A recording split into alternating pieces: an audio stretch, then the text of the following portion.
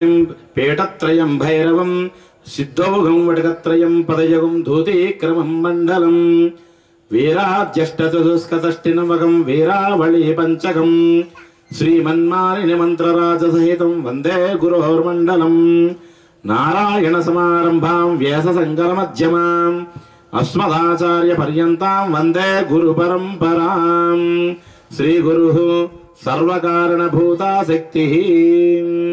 ओम श्री महागणाधिपतये नमः श्री गुरुभ्यो नमः। మనం గత 2 రోజుల నుంచి దశావతారాల కోసం చెప్పుకుంటున్నాం। అందులో చాలా ముఖ్యమైనటువంటిది మత్స్యావతారం అని, అలాగే నిన్న కూర్మావతారం అని చెప్పుకున్నాం। తదుపరి విష్ణువు 3వ అవతారంగా భూమి మీద అవతరించినటువంటిది వరాహావతారము। మరి రోజు ఒక తత్వం కోసం తెలుసుకుంటున్నాం। నిన్న మన మనిషి ఆ శరీరం ఏమిటి, శరీరం చేసేటువంటి ధర్మాలు ఏంటి అనేటువంటిది మనం తెలుసుకున్నాం। ఆ శరీరం ఏ విధంగా ఉంటుంది అనేటువంటి తత్వాన్ని కూడా మనం నిన్న తెలుసుకున్నాం।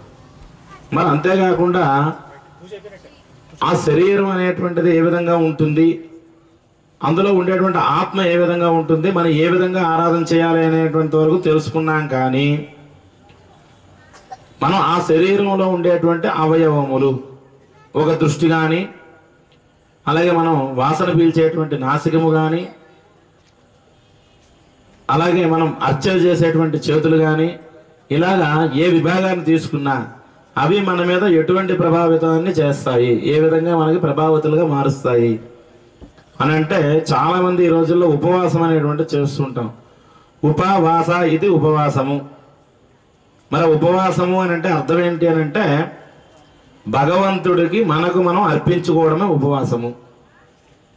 ఉపవాసం అంటే ఒక రోజంతా తిండి మానేయడం కాదు, పులుపులు మానేయడం కాదు, కారాలు మానేయడం కాదు, లేదు అనుకుంటే ఒక పూట టిఫిన్ మానేయడం కాదు, ఒక పూట భోజనం మానేయడం కాదు।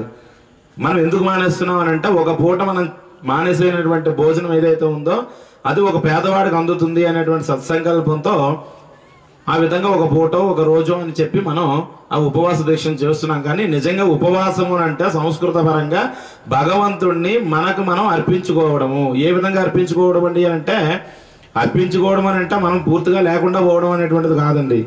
కేవలం మన మనస్సు, భగవంతుడు మనకి ఏదైతే మనస్సు అనేటువంటిది ఇచ్చాడో ఆ మనస్సుని ప్రతిరోజు కూడా భగవద్ధ్యానంలోనే ఉంచాలి।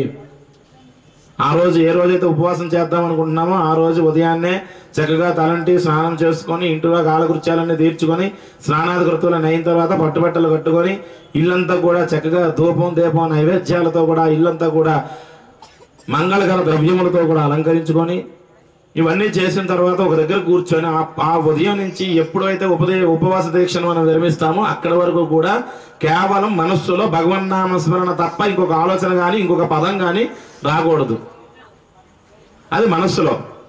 మరి ఆ వచ్చినటువంటి ఆలోచనని బయటికి పలకాలి అని అంటే ఒక నామం రూపంలో పలకాలి। అప్పుడు ఉపయోగపడేటువంటి పెదవులు కానీ నోరు కానీ అవి కేవలం దానికోసం మాత్రమే ఉపయోగించాలి। అలాగే దృష్టి కేవలం భగవంతుడిని మాత్రమే చూస్తూ ఉండాలి ఆ ఉపవాస దీక్ష అయ్యేంత వరకు కూడా, ఇంకేమీ చూడకూడదు। ఉపవాసం ఉంటున్నాం కదా అని చెప్పి పేపర్ కూర్చొని చదువుకోవడం, లేకపోతే ఉపవాసం ఉన్నాం కదా మనం ఇంకేమీ తినట్లేదు కదా అదే సరిపోతుందని చెప్పి ఇంకొక దగ్గర కూర్చోవడం, అలాంటివి కాకుండా కేవలం దేవుణ్ణి మాత్రమే చూస్తూ ఉండాలి ఆ రోజంతా కూడా। అది నిజమైనటువంటి ఉపవాసం అన్నమాట। మరి ఇది అయిన తర్వాత ఇంకొకటి ఏం చేయాలి అంటే, మనకి చెవులు ఇచ్చారు, ఆ చెవులతో వినడం। ఆ ఏం వినాలి, ఉపవాసం ఉంటున్నాం కానీ టీవీలు సీరియల్ పెట్టుకొని చూస్తున్నాం, ఎందుకంటే ఆ సీరియల్కి మనం ఎడిక్ట్ అయిపోయాం కనుక ఆ సీరియల్ చూస్తూ ఉంటే మనకు అన్న ఆకలిని కూడా మర్చిపోతూ ఉంటాం। కానీ నిజంగా ఉపవాసం ఉండేటప్పుడు సీరియల్స్ చూడమని చెప్పలేదండి ఏ భగవంతుడు కూడా। కేవలం మనకి ఏం చేయమన్నారు అని అంటే, వేద మంత్రాలను వినమన్నారు, వేదాన్ని వినమన్నారు, లేకపోతే చక్కగా లలితా సహస్రం అని, ఖడ్గమాల స్తోత్రం అని, త్రిశతి స్తోత్రం అని, నారాయణ ఉపనిషత్తులు అని ఇవన్నీ ఉన్నాయి। మనకు రాకపోతే కనుక మనం ఏం చేయాలి, చక్కగా ఒక క్యాసెట్ పెట్టుకోండి, లేకపోతే ఎవరైనా చదువుతుంటే అక్కడ వినండి, లేదా ఒక దేవాలయం దగ్గరికి వెళ్ళి కూర్చోండి, అక్కడ చదువుతున్నటువంటి వేద మంత్రాలను వింటూ ఉండండి। ఈ విధంగా దైవ కార్యక్రమాలు ఏవైతే జరుగుతాయో, దైవానికి సంబంధించినటువంటి మంత్రములు ఏవైతే వస్తూ ఉంటాయో వాటిని మాత్రమే వినాలి అని అంటున్నాను। అలాగే మనం పీల్చేటువంటి గాలి ఎటువంటిది అయి ఉండాలి అని అంటే, మంచి చెడు అని చెప్పుకుంటాం, కానీ గాలిలో మంచి చెడు అనేటువంటిది ఉండదు. ఒకసారి మనం తీసుకోవడం మాత్రమే మన ధర్మం. మంచి గాలిని తీసుకుందాం, చెడు గాలిని వదిలేద్దాం అని అంటే తీసుకున్న తర్వాత విడిచిపెట్టాలి తప్ప, తీసుకునేటప్పుడే మంచి చెడు వేరువేరుగా చేసి మనం మాత్రం గాలిని తీసుకోవాలి, అంత శక్తి మనకు లేదు.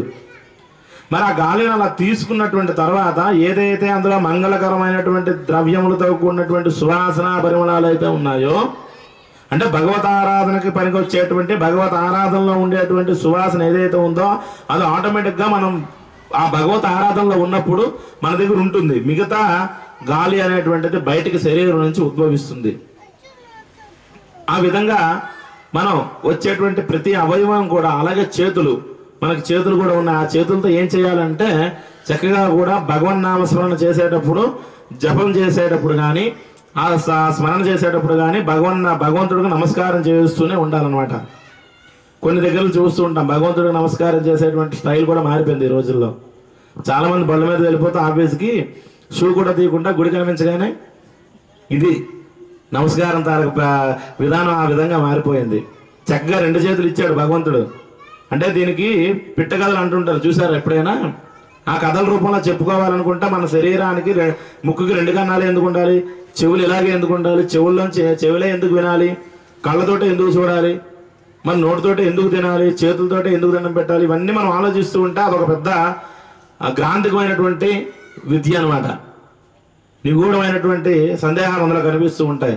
అందులో ప్రధానమైనటువంటివి చేతులు. పురుష సూక్తంలో చెప్పబడుతుంది, బ్రాహ్మణోస్య ముఖమాసేతు, బ్రహ్మ యొక్క ముఖంలోంచి బ్రహ్మ విద్యను అనుసరిస్తూ వచ్చేటువంటి వాడు బ్రాహ్మణుడని. అలాగే బాహు రాజన్య కృత, భుజాలలోంచి వచ్చేటువంటి వాడు మహారాజని. ఊరు తదస్య యద్వైశ్య, ఊరు అంటే తొడల్లోంచి ఉద్భవించేటువంటి వాడు వైశ్యుడని. అలాగే పద్భ్యాగం శూద్ర అజాయత, పాదాల్లోంచి ఉద్భవించేటువంటి వాళ్ళు శూద్రులని. ఇలా ఎవరెవరు ఏ పనిని ఆచరించాలి అని చెప్పి వాళ్ళకి ఒక పనిని కూడా నియమించు. బ్రాహ్మణుడు బ్రహ్మ విద్యను కలిగి ఉండాలి, పురోహిత ధర్మం చేయాలి. ఈ రోజుల్లో ఎంతమంది చేస్తున్నారు? మాకు కూడా ఆశ వచ్చింది, సాఫ్ట్వేర్ ఇంజనీర్ అవ్వాలి, ఎంబీబీఎస్ డాక్టర్లు అవ్వాలి. ఇంకా ఇవన్నీ కాదు, వృత్తిని పక్కన పెట్టేసుకున్నాం. ఏం చేస్తున్నాం? పురోహిత ధర్మం అని అంటే చాలా మంది ఇప్పుడు ఎవరైనా అడిగితే ఏం చేస్తున్నావు బాబు అంటే నేను పౌరోహిత్యం చేస్తున్నానండి. మా వాళ్ళు కూడా పౌరోహిత్యం అని అంటే పౌరులకు హితపు కోరేటువంటి వాడు పౌరోహిత్యుడు. అంటే కేవలం పౌరులకు మాత్రమే హితపు కోరుతాడా వాళ్ళు బాగుండాలని? మిగతా సమాజం అంతా అవసరం లేదా? అంటే దానికి కరెక్ట్ అయినటువంటి మాట ఏమిటంటే పురోహితము. పురజనులకి హితపు కోరేటువంటి వాడు పురోహితుడు. దాన్ని స్టైల్గా చెప్పడం, ఆచరించేటప్పుడు పౌరోహిత్యంగా మారిపోయింది. మరి ఈ విధంగా పురోహిత ధర్మాన్ని చేయాలి. బాహు రాజన్యకృత, చేతులు భుజాల్లోంచి పుట్టేటువంటి వాడు మహారాజు అని పరిపాలనా విధానాన్ని అప్పచెప్పారు. ఎందుకు అప్పచెప్పారంటేనండి, ఆ భుజాలు అంటే ఈ 2 చేతులు కూడా ఎప్పుడు సమాంతరంగా ఉంటాయి. ఎవరికైనా సరే ఒకటి పొట్టి పొడుగు కానీ ఎక్కువ తక్కువలు కానీ ఏమీ లేకుండా ఉంటాయి. ఒకనొక రోజు మనకు ఆది మధ్యంతరహితుడు అని అంటున్న పరమేశ్వరుడు అంతటి వాడు బ్రహ్మకి విష్ణువుకి నా ఆది నా అంతము కూడా తెలుసుకొని ఎవరైతే వస్తారో వాళ్ళకి నా నిజరూపదర్శనం కలిగిస్తారని చెప్తూ ఉంటారు, చూసారా? కానీ వాళ్ళిద్దరు కనుక్కోలేకపోతారు. అలాగనే 2 చేతులకి కూడా ఒక బ్రహ్మ ఒక పరీక్ష పెట్టాడంట. ఎవరైతే ఎక్కువగా దాన ధర్మాలు చేస్తూ స్వార్థంగా నిస్వార్థంగా ఉంటారో, ఎవరైతే నిస్వార్థ వైఖరిని అవలంబిస్తూ ఉంటారో వారికి ఉత్తమమైనటువంటి హక్కుని ఇస్తాను అని చెప్పి కుడి చేయికి ఎడమ చేయికి పరీక్ష పెడితే 2 కూడా బయలుదేరాయి బ్రహ్మ అనుగ్రహం మేరకు కూడా.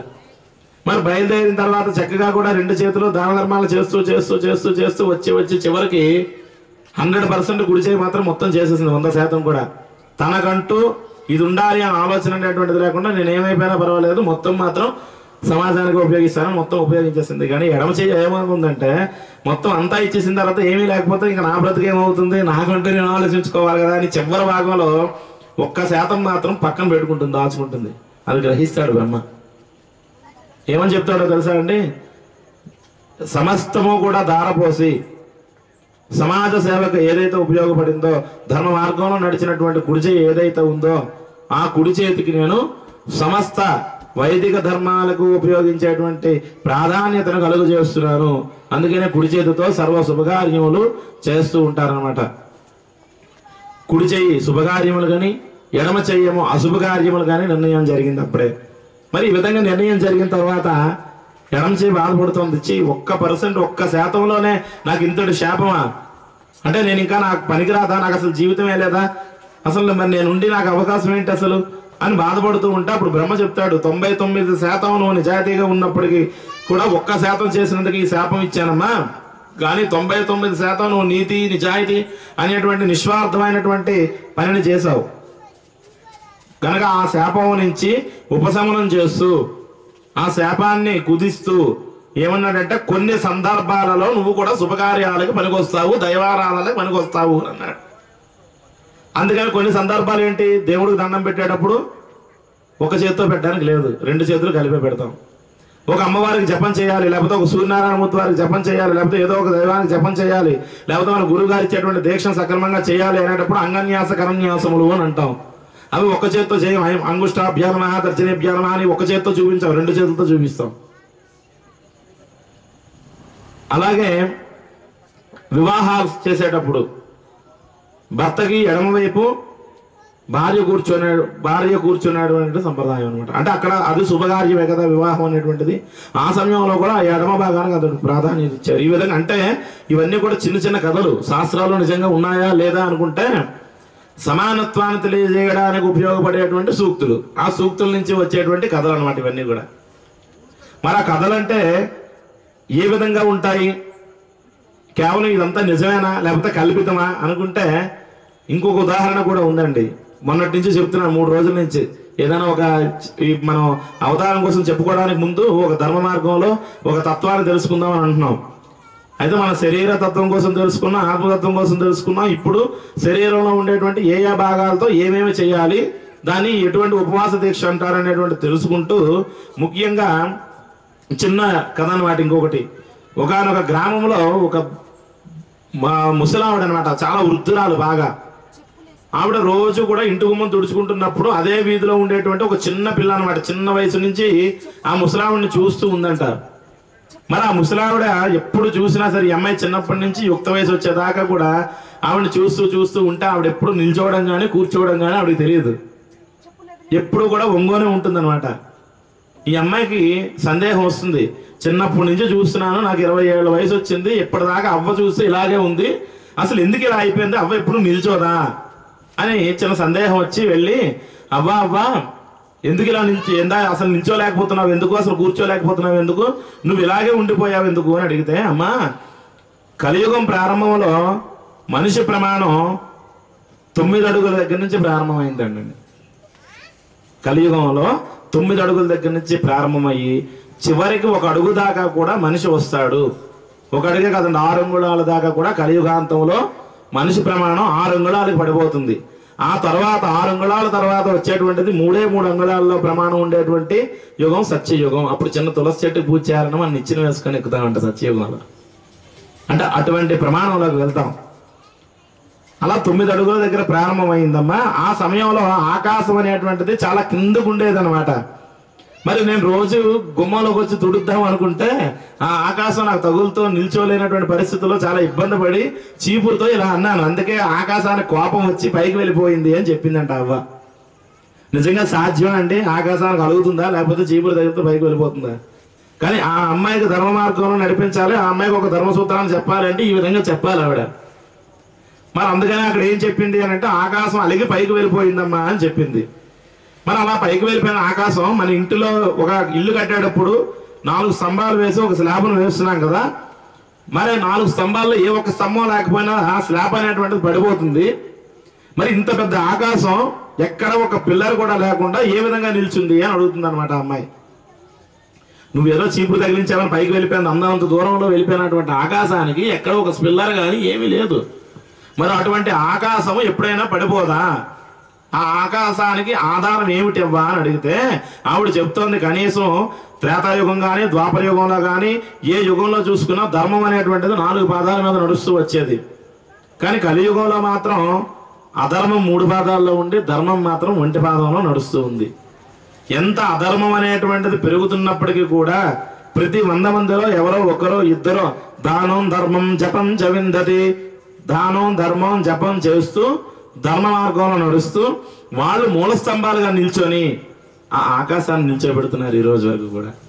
పూర్తిగా దానం కానీ ధర్మం కానీ ధర్మ సూత్రాలను ఆచరించడం కానీ ఇవన్నీ కూడా పూర్తిగా ఎవరైతే ఏ రోజైతే మానేస్తారో ఆ రోజు వరకు ఆకాశానికి ఎటువంటి ప్రమాదం లేదు అని ఆమె చెప్తుంది. అంటే అప్పుడు అమ్మాయికి అర్థమైంది, ఓహో అంటే ఈ ఆకాశం ఎప్పటికీ కూడా పడిపోకుండా ఉండాలంటే నేను కూడా ఒక మూల స్తంభాన్ని అవ్వాలి. అంటే రేపటి నుంచి ఏం చేయాలి అని కూడా దైవారాధన చేయాలి, ఆకలి అనేవాడికి అన్నం పెట్టాలి. ఈ రోజుల్లో ఆకలి అనేవాడికి అన్నం పెట్టాలంటే మనం చేస్తున్నాం. ఇంటి ముందుకు ఎవరైనా వచ్చి భిక్షగాడని అడిగితే ఇప్పుడంటే సిటీలో వచ్చాయనుకోండి భయం, పల్లెటూళ్ళలో చూస్తే ఎవరైనా వస్తే చేయి ఖాళీ లేదమ్మా, చేయి ఖాళీ లేనంత పనులు మనకి ఏముంటాయో ఇళ్లలో, చేయి ఖాళీ లేదు పోవని అంటాం. అందుకే భగవంతుడు చెప్పాడు, ఎవరైనా దానం ధర్మం అని వస్తే నా దగ్గర లేదు అని అబద్ధం మాత్రం ఆడకూడదండి. నా దగ్గర ఎంత అయితే ఉందో అది ఉంది, కానీ మనం చెప్పం ఎంత ఉందని. నా దగ్గర ఉందా నాకు ఇవ్వడానికి ఇష్టం లేదు అని చెప్పినా భగవంతుడు ఏమనుకోడు, కానీ నా దగ్గర లేదు అని అబద్ధం మాత్రం ఆడకూడదంట. తదాసు దేవతలు ఉంటారు పైన. ఈ విధంగా దానం, అలాగే ధర్మం అంటే మనం డబ్బుతో కూడా చేయలేనటువంటిది ధర్మంలో వస్తుందన్నమాట. సేవాభావం, ఎవరైతే ఆపదలో ఉంటారో వాళ్ళకి సహాయం చేస్తూ ఉండడం, వాళ్ళకి ఆదుకుంటూ ఉండడం, ప్రతి ఒక్కరిని కూడా ప్రేమ, త్యాగం, ఆప్యాయత ఇటువంటి అన్నింటినీ కూడా పంచుతూ ఉండడం. ప్రేమ అంటే ఇప్పుడు ఈ ప్రసంగాల్లో ప్రేమ వచ్చేటప్పుడు చాలా మంది చాలా రకాలుగా అర్థం చేసుకుంటూ ఉంటారు.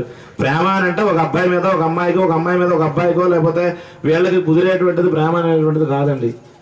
నిజంగా ప్రేమ అంటే ఏమిటంటే ఒక ముగ్గురు వ్యక్తులు ఒక పల్లెటూరులోకి వెళ్ళి ఒక గ్రామంలోకి వెళ్తూ ఒక అరుగు దగ్గరికి వెళ్ళారంట, ఒకరింటి దగ్గరికి వెళ్ళారంట. ఆ ఇంటి యజమానురాలు అంటోందంట, అమ్మా నా భర్త బయటకు వెళ్ళాడు, వ్యవసాయం చేయడానికి వెళ్ళాడు, కానీ మీరు ఆతిథ్యం స్వీకరించడానికి వచ్చారు, మీరు నా ఇంట్లోకి వచ్చి కూర్చోండి, అన్ని రకాల ద్రవ్యాలు నేను వండి పెడతాను అని చెప్పింది.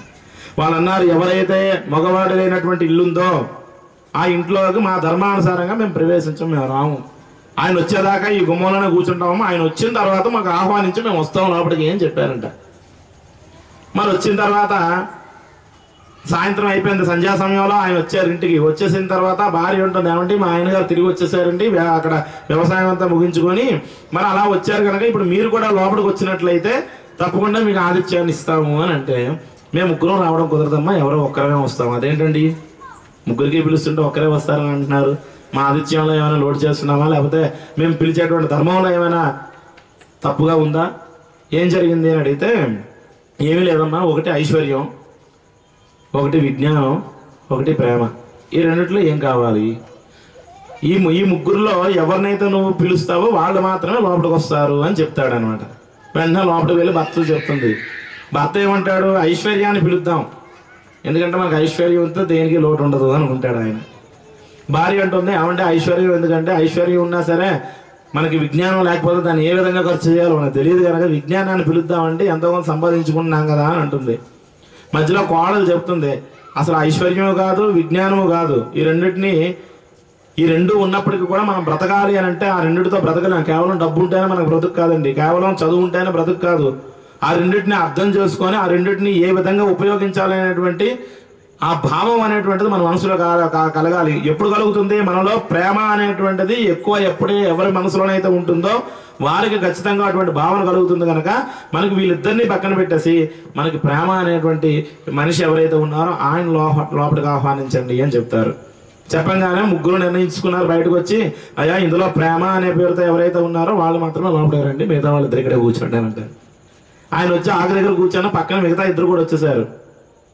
వచ్చేసరికి అదేంటంటే మేము ఒక్కరికే పిలిచాం కదా, మీరిద్దరు కూడా ఎందుకు వచ్చారు అని యజమాని అడిగితే, ఎవరైతే ప్రేమని స్వాగతిస్తారో, ఎవరైతే ప్రేమ ఆప్యాయతలతో ఉంటారో వారి దగ్గర ఎప్పుడూ కూడా ధనము ఐశ్వర్యము అన్ని రకాలు ఉంటాయి.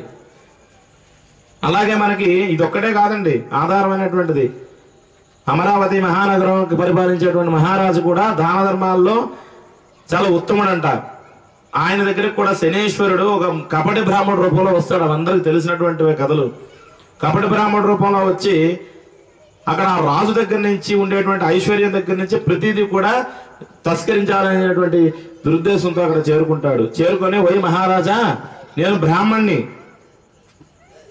మరి నాకేమైనా దాన ధర్మాలు చేస్తే గనక నీ పేరు చెప్పుకొని కొన్నాళ్ళు బ్రతుకుతానయ్యా అని అడగంగానే ఆయన పాప రాజుగారు ఏమీ తెలియనటువంటి వాడు ఏం చేశాడంటే చక్కగా కూడా ఒక పెద్ద చేటతో ధాన్యం తీసుకొచ్చాడంట.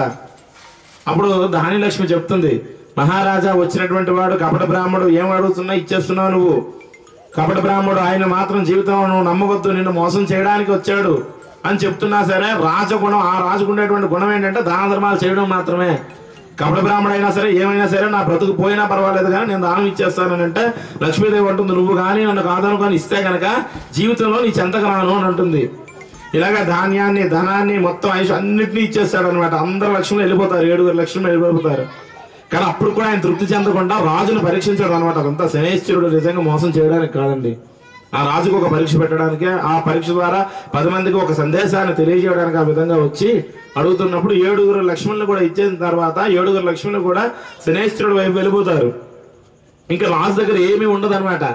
అంటాడు, నాయనా నువ్వు ఇన్ని ఐశ్వర్యాలు నాకు ఇచ్చావు కదా, ఇంతమంది నాకు ఇచ్చావు కదా, వీళ్ళందరినీ నేను తీసుకెళ్లాలంటే ఎవరైనా దారిలో అపహరించినా లేకపోతే నన్ను వధించినా సరే దానికి ఇదేమిటి కనుక నాకు నీ యొక్క బలాన్ని తోడైతే గనక, నువ్వు నాకు రక్షణగా ఉన్నట్లయితే గనక తప్పకుండా వీటన్నిటిని నేను ఉపయోగించుకోగలుగుతాను అనగానే అప్పుడు ధైర్యలక్ష్మి అంటుంది, నాయన ఇది మాత్రం నువ్వు వెళ్ళొద్దు, ఖచ్చితంగా ఒక్కసారి నువ్వు వెళ్ళిపోతే తిరిగి ఎప్పుడు కూడా నీ దగ్గరకు వచ్చేటువంటి పరిస్థితి లేదు గనక మరి ఆ లక్ష్మిని వదులుకుంటావా, చివరికి ఉండేటువంటి ధైర్యలక్ష్మిని నన్ను కూడా వదిలేసుకుంటావా, నువ్వు ఆయనతో వెళ్తావా, ఏదో ఒకటి నువ్వే నిర్ణయించుకో. నేను కూడా గుమ్మం దాటిపోతే ఇంకా నీకు వచ్చేటువంటిది ఏమీ ఉండదు, చివరికి శూన్యం మాత్రమే అని మహారాజు చెప్తూ ఉంటే మహారాజు అంటున్నాడు, నా దగ్గర లక్ష్మి లేకపోయినా బతుకుతాను, సరస్వతి లేకపోయినా బ్రతుకుతాను, ఏమి లేకపోయినా నేను బ్రతకగలను, కానీ నాకు ఆత్మస్థైర్యం ఉంది, నాకు ఆత్మ బలం ఉంది. ఒకడు ఆయన ప్రాణాపాయ స్థితిలో ఉన్నాడు, ఆయనకు రక్షణ కలిగించేటువంటి ధర్మం రాజుగా నాది కనుక ఆ ధర్మాన్ని నిర్వర్తిస్తూ ఆయన వెనకాతలు వెళ్తాను, మీరందరూ నాతో ఉంటే ఉండండి పోతే పోండి అని అందరు లక్ష్మిని కూడా దూరం చేసుకొని ఆయన ఒక్కడు మాత్రమే ధైర్యంగా ముందుకు సాగాడు ఈయనకు తోడుగా. ఇంకా ధైర్యం ఆయన చెంత ఉంటే ధైర్యం వేరేగా వెళ్ళిపోవడానికి ఏమి ఉండదండి. ఎప్పుడైతే ధైర్యాన్ని ఉంచుకున్నాడు అంటే లక్ష్మీదేవి ఉంచుకున్నట్టే. ఎప్పుడైతే ధైర్యలక్ష్మి ఉండిపోయిందో మిగతా లక్ష్ములందరూ సమావేశమే అనుకుంటారంట. ధైర్యలక్ష్మి లేకపోతే అష్టలక్ష్ములు ఏ ఒక్క లక్ష్మి లేకపోయినా మిగతా 7 అర్థం లేదు. కనుక ఆ అష్టలక్ష్ములు కూడా ఎవరైతే ఉన్నారో ఆ యొక్క ధైర్యలక్ష్మి అయినటువంటిది రాజుగారి దగ్గర ఉండిపోతే మనం 7 బయట ఉండి మనం ఏం చేస్తాము, ఒక అక్కచెల్లిని వదులుకోలేం కదా. కనుక మనం కూడా ఆమె ఎవరైతే ఉందో ధైర్యలక్ష్మి అయినటువంటిది ఆ రాజుతో ఆమె దగ్గరికి వెళ్ళిపోదాము అంటే, రాజు దగ్గర కాదు ఆమె దగ్గరికి వెళ్ళిపోదాం. ఆమె ఇక్కడ ఉన్నంతకాలం కూడా వీరందరూ అక్కడే ఉంటారనమాట. చూసారు, అందుకే ధైర్య సాహస లక్ష్మి అని కూడా అన్నారు. ఈ విధంగా మన శరీరంలో ఉండేటువంటి ప్రతి అవయవం కూడా ఏమేమి ధర్మాలు చేయాలి, అలాగే మనం ఎటువంటి ధర్మాలని అలవరుచుకోవాలి, ఎటువంటి ధర్మ గుణాన్ని మనం పాటించాలి, ఇవన్నీ తెలుసుకున్న తర్వాత అప్పుడు మనకు భగవతత్వం అంటే ఏమిటో తెలుస్తుంది. అందుకే ప్రతి అవతారానికి ముందు నేను ఏదో ఒక తత్వం కోసం చెప్తూ ఉన్నాను. ఇవన్నీ చెప్పాల్సిన అవసరం లేదండి. మత్స్యావతారం అంటే అక్కడ మొన్న చెప్పుకున్న హయగ్రీవుడిని అక్కడ హయగ్రీవుడు అనేటువంటి రాక్షసుని వధించడానికి విష్ణుమూర్తి వారు మత్స్యావతార రూపంలో వచ్చారని, నేను కూర్మావతారం కోసం చెప్పుకున్నాం. క్షీరసాగర మదనంలో మంథని అనేటువంటి పర్వతం కింద పర్వతం సముద్ర గర్భంలోకి వెళ్ళిపోకుండా ఆధారపీఠంగా నిలబడడానికి కూర్మావతారంలో వచ్చాడని చెప్పుకున్నాం కదా. అది 2 ముక్కలే, పెద్దగా ఏం చెప్పుకోకర్లేదండి దశావతారాల కోసం. మరి ఇప్పుడు కూడా భూదేవి ప్రళయం వచ్చిన తర్వాత ఆ భూదేవి అనేటువంటిది సముద్ర గర్భంలో ఉండిపోతే ఆ సముద్ర గర్భంలో ఉండేటువంటి భూమిని పైకి తెప్పించడానికి వరాహావతారం ఎత్తాడు. ఆ ఒక్క ముక్క చెప్తే చాలు మీకు అర్థమైపోతుంది, నేను వెళ్ళిపోవచ్చు. కానీ ఈ తత్వబోధన అనేటువంటి మనం తెలుసుకుంటే భగవత్ స్వరూపం అనే ఏంటి అనేటువంటిది మనకు అర్థమవుతుంది, భగవత్ మార్గం ఏంటి అనేటువంటిది అర్థమవుతుంది. అర్థమైతే రేపొద్దున్న మనకు పుట్టబోయేటువంటి పిల్లలు ఎవరైతే ఉంటారో, మన ఇంట్లో ఉండేటువంటి పిల్లలు ఎవరైతే ఉంటారో వాళ్ళకి పాశ్చాత్య సంస్కృతిగా వచ్చేటువంటి ఇంగ్లీష్ హిందీ మాధ్యమికాలు కాదండి. ఖచ్చితంగా మనం కూడా ఒక 20 నిమిషాలు కూర్చోబెట్టి ఆ రోజు పంతులు గారు చెప్పారు కదా, మత్స్యావతారం అంటే ఇది ఆయన, కూర్మావతారం అంటే ఇది ఆయన, దేవతా స్వరూపం అంటే ఇది ఆయన, మనకి చేతులు ఇలాగే ఎందుకున్నాయి, కళ్ళు ఇలాగే ఎందుకున్నాయి, దాంతో మనం ఏం చేయాలి, ఇలాంటివన్నీ కూడా మీరు కూడా పిల్లలకి చెప్తూ ఉంటే వాళ్ళకి ఆటోమేటిక్గా మీరు చెప్పక్కర్లేదు. ఎక్కడైనా దేవుడు కనబడగానే 2 చేతులు ఎత్తి దండం పెడుతూ ఉంటారు. అలాగే వాళ్ళ పిల్లలకు కూడా వాళ్ళు అలాగే కూర్చోబెట్టి చెప్తారు. తద్వారా మన హైందవ సాంప్రదాయం అనేటువంటిది ఇంకో కొన్ని తరాల వరకు మనం తీసుకెళ్ళడానికి మనమే మూల స్తంభాలుగా నిల్చుంటున్నాం అనమాట. అందుకు ఇవన్నీ కూడా చెప్పుకోవడం, లేకపోతే ఇవన్నీ చెప్పాల్సిన అవసరం లేదు. మన ఆ విధంగా విష్ణువు 3వ అవతారంగా ఎత్తినటువంటి ఈ యొక్క వరాహ అవతారం ఎందుకు ఎత్తాడయ్యానంటే, భూదేవి అంటే మనం చెప్పుకున్నాం మొన్న మొదటిసారి మత్స్యావతారంలో చెప్పుకున్నాం. ఒక కల్పము, మనకు పగలు రాత్రి ఎలాగైతే ఉంటాయో బ్రహ్మకి ఒక కల్పము అనేటువంటిది ఉంటుంది అని చెప్పుకున్నాం. మరి ఆ కొన్ని కల్పాల తర్వాత బ్రహ్మ నిద్రావస్థలోకి చేరుకున్న తర్వాత మహాప్రళయం వస్తుంది 7 రోజుల్లో. ఆ ప్రళయానంతరము కూడా మళ్ళీ సృష్టిని ప్రారంభిస్తాడు తిరిగి బ్రహ్మ. ఆ సృష్టిని ప్రారంభించేటప్పుడు ఆ బ్రహ్మ నోట్లోంచి ఒక 2 వ్యక్తులు ఉద్భవిస్తారు. వాళ్ళు స్వయంభూ అనేటువంటి ఒక మనువు, అలాగే సాతోధరి అనేటువంటి ఒక స్త్రీ. వీళ్ళిద్దరూ కూడా జన్మిస్తారు. మరి వీళ్ళిద్దరూ ఉద్భవించిన తర్వాత వాళ్ళిద్దరికి బ్రహ్మ చెప్తాడు, నాయన సృష్టిని తిరిగి ఆరంభిస్తున్నాను గనక నీకు రాజలక్షణాలను నేను కల్పిస్తున్నాను. నిస్వార్థంగా సేవా తత్పర మార్గములో ఎటువంటి చెడు అనేటువంటిది లేకుండా పూర్తిగా సన్మార్గంలో చరాచర జీవరాశుల్ని కూడా పరిపాలిస్తూ భూపరిపాలకుడుగా నీకు నియమిస్తున్నాను అని చెప్పి స్వయంభూ అనేటువంటి ఒక మనువుని వారిని కూడా అక్కడ నియమిస్తాడు.